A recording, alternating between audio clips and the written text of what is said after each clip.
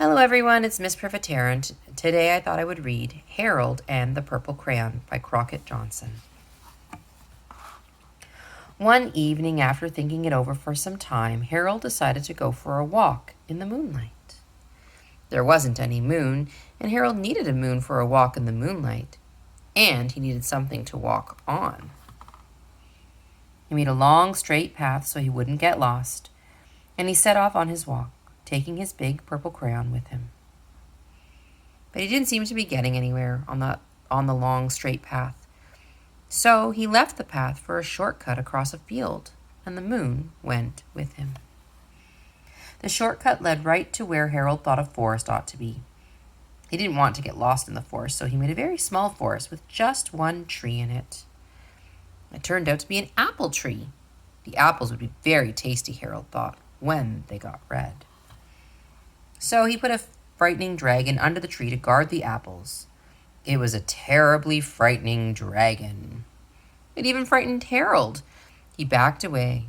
His hand holding the purple crayon shook. Suddenly he realized what was happening, but by then Harold was over his head in an ocean. He came up thinking fast, and in no time he was climbing aboard a trim little boat. He quickly set sail, and the moon sailed along with him. After he had sailed long enough, Harold made land without much trouble. He stepped ashore on the beach, wondering where he was. The sandy beach reminded Harold of picnics, and the thought of picnics made him hungry. So he laid out a nice, simple picnic lunch. There was nothing but pie, but there were all 9 kinds of pie that Harold liked best. When Harold finished his picnic, there was quite a lot left. He hated to see so much delicious pie go to waste.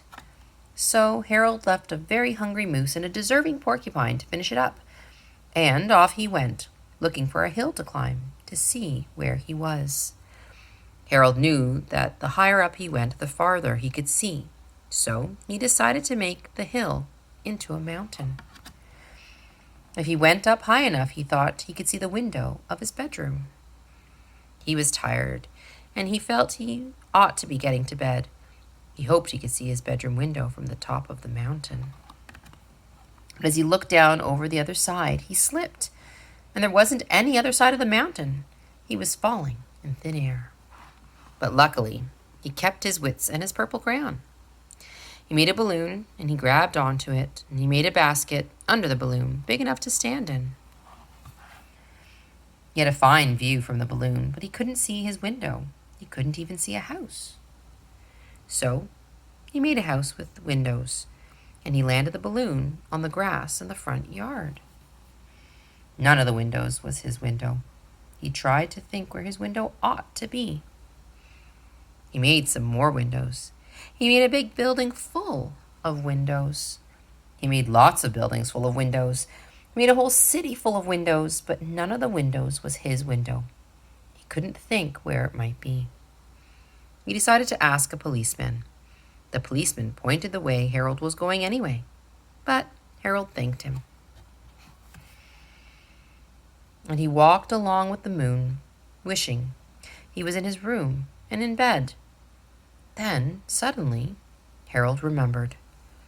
He remembered where his bedroom window was when there was a moon, and it was always right around the moon.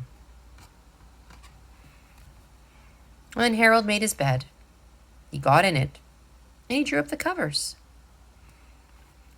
The purple crayon dropped on the floor, and Harold dropped off to sleep.